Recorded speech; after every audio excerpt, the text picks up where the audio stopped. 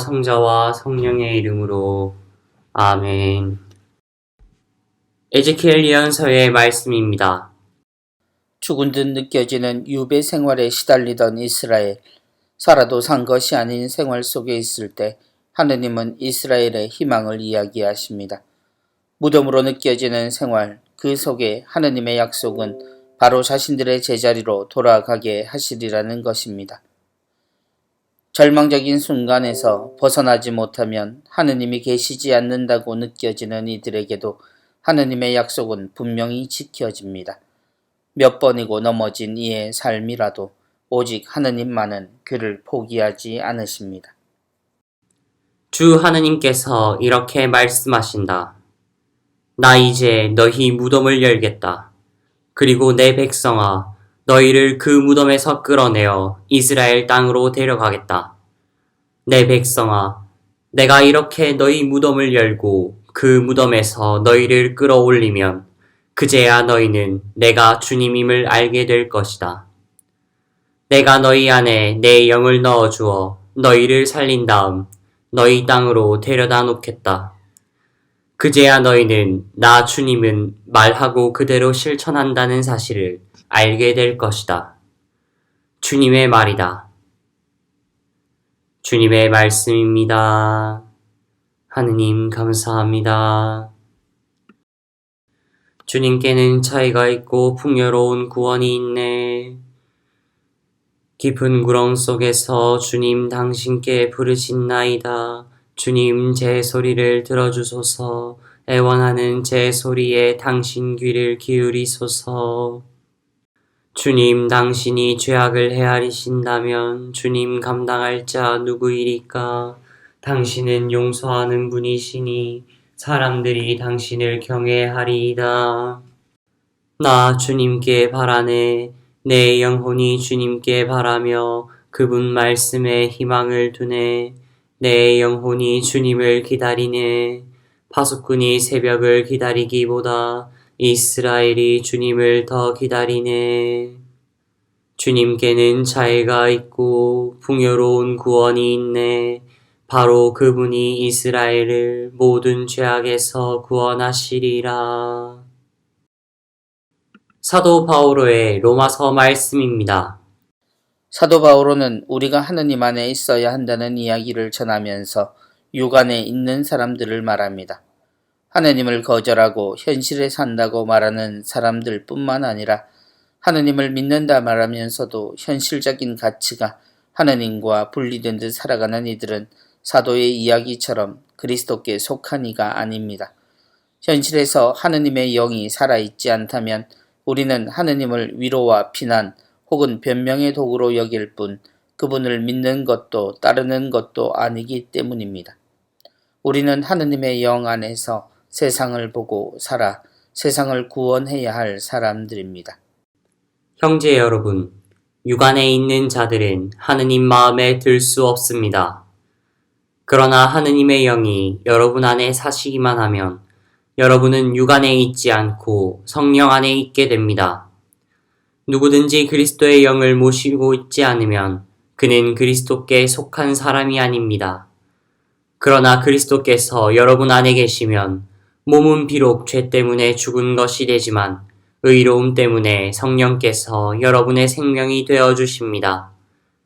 예수님을 죽은 이들 가운데에서 일으키신 분의 영께서 여러분 안에 사시면 그리스도를 죽은 이들 가운데에서 일으키신 분께서 여러분 안에 사시는 당신의 영을 통하여 여러분의 죽을 몸도 다시 살리실 것입니다. 주님의 말씀입니다. 하느님 감사합니다. 길이요 진리요 생명이신 그리스도님 찬미 받으소서. 주님이 말씀하신다. 나는 부활이요 생명이다. 나를 믿는 사람은 영원히 죽지 않으리라. 길이요 진리요 생명이신 그리스도님 찬미 받으소서. 요한이 전한 거룩한 복음 말씀을 들읍시다. 라자로는 예수님의 벗으로 불리는 사람이었고 우리에겐 친숙한 마르타와 마리아의 오빠였습니다.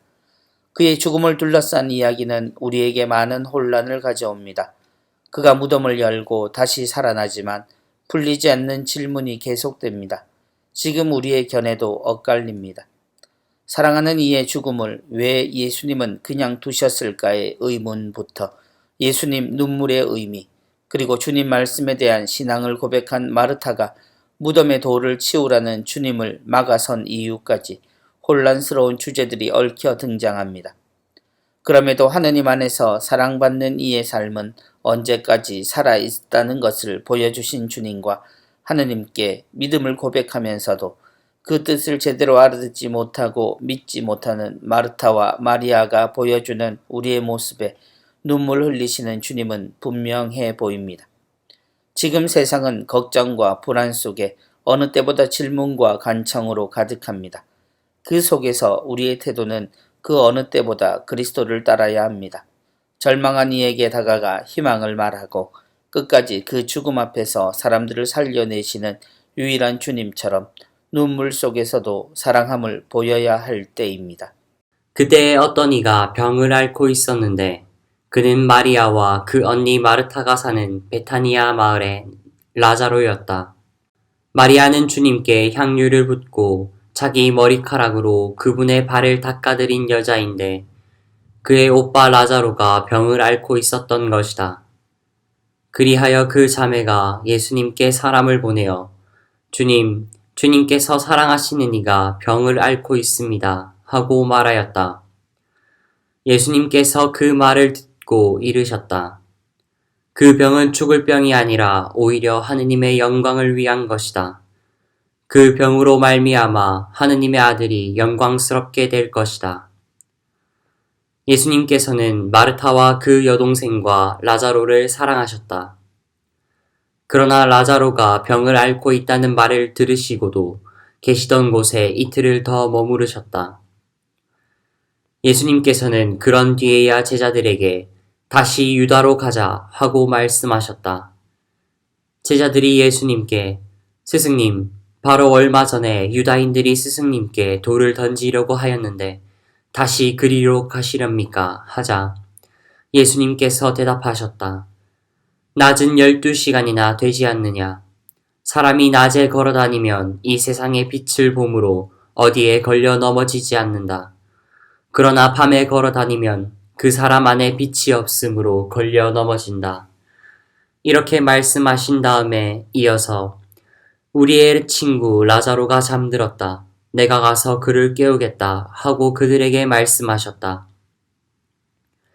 그러자 제자들이 예수님께 주님, 그가 잠들었다면 곧 일어나겠지요 하였다. 예수님께서는 라자로가 죽었다고 하셨는데 제자들은 그냥 잠을 잔다고 말씀하시는 것으로 생각하였다. 그제야 예수님께서 그들에게 분명히 이르셨다. 라자로는 죽었다. 내가 거기에 없었으므로 너희가 믿게 될 터이니 나는 너희 때문에 기쁘다. 이제 라자로에게 가자. 그러자 쌍둥이라고 불리는 토마스가 동료 제자들에게 우리도 스승님과 함께 죽으러 갑시다 하고 말하였다. 예수님께서 가서 보시니 라자로가 무덤에 묻힌 지 벌써 나흘이나 지나 있었다. 베타니아는 예루살렘에서 15스타디온쯤 되는 가까운 곳이어서 많은 유다인이 마르타와 마리아를 그 오빠의 일 때문에 위로하러 와 있었다. 마르타는 예수님께서 오신다는 말을 듣고 그분을 맞으러 나가고 마리아는 그냥 집에 앉아 있었다. 마르타가 예수님께 말하였다. 주님께서 여기에 계셨더라면 제 오빠가 죽지 않았을 것입니다. 그러나 하느님께서는 주님께서 청하시는 것은 무엇이나 들어주신다는 것을 저는 지금도 알고 있습니다. 예수님께서 마르타에게 내 오빠는 다시 살아날 것이다 하시니 마르타가 마지막 날 부활 때에 오빠도 다시 살아나리라는 것을 알고 있습니다 하였다. 그러자 예수님께서 그에게 이르셨다. 나는 부활이요 생명이다. 나를 믿는 사람은 죽더라도 살고 또 살아서 나를 믿는 모든 사람은 영원히 죽지 않을 것이다. 너는 이것을 믿느냐? 마르타가 대답하였다. 예, 주님. 저는 주님께서 이 세상에 오시기로 되어 있는 메시아이시며 하느님의 아드님이심을 믿습니다. 이렇게 말하고 나서 마르타는 돌아가 자기 동생 마리아를 불러 스승님께서 오셨는데 너를 부르신다 하고 가만히 말하였다. 마리아는 이 말을 듣고 얼른 일어나 예수님께 갔다. 예수님께서는 마을로 들어가시지 않으시고 마르타가 당신을 맞으러 나왔던 곳에 그냥 계셨다. 마리아와 함께 집에 있으면서 그를 위로하던 유다인들은 마리아가 급히 일어나 나가는 것을 보고 그를 따라갔다. 무덤에 가서 울려는 줄 알았던 것이다. 마리아는 예수님께서 계신 곳으로 가서 그분을 뵙고 그 발 앞에 엎드려 주님, 주님께서 여기에 계셨더라면 제 오빠가 죽지 않았을 것입니다. 하고 말하였다. 마리아도 울고 또 그와 함께 온 유다인들도 우는 것을 보신 예수님께서는 마음이 북받치고 산란해지셨다. 예수님께서 그를 어디에 묻었느냐 하고 물으시니 그들이 주님 와서 보십시오 하고 대답하였다. 예수님께서는 눈물을 흘리셨다. 그러자 유다인들이 보시오, 저분이 라자로를 얼마나 사랑하셨는지 하고 말하였다. 그러나 그들 가운데 몇몇은 눈먼 사람의 눈을 뜨게 해주신 저분이 이 사람을 죽지 않게 해주실 수는 없었는가 하였다. 예수님께서는 다시 속이 북받치시어 무덤으로 가셨다. 무덤은 동굴인데 그 입구에 돌이 놓여 있었다. 예수님께서 돌을 치워라 하시니 죽은 사람의 누이 마르타가 주님, 죽은 지 나흘이나 되어 벌써 냄새가 납니다 하였다. 예수님께서 마르타에게 말씀하셨다. 내가 믿으면 하느님의 영광을 보리라고 내가 말하지 않았느냐. 그러자 사람들이 돌을 치웠다. 예수님께서는 하늘을 우러러보시며 말씀하셨다. 아버지, 제 말씀을 들어주셨으니 아버지께 감사드립니다. 아버지께서 언제나 제 말씀을 들어주신다는 것을 저는 알고 있습니다. 그러나 이렇게 말씀드린 것은 여기 둘러선 군중이 아버지께서 저를 보내셨다는 것을 믿게 하려는 것입니다. 예수님께서는 이렇게 말씀하시고 나서 큰 소리로 외치셨다. 라자로야, 이리 나와라.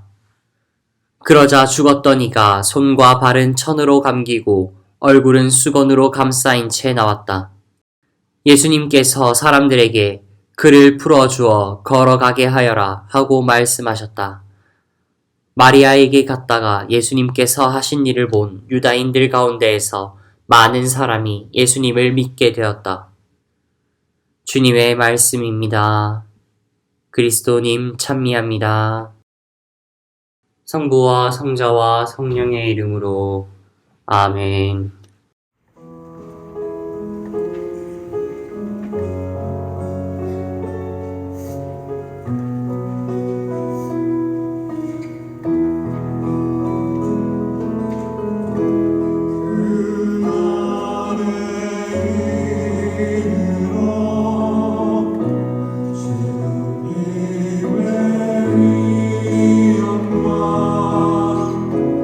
그 자리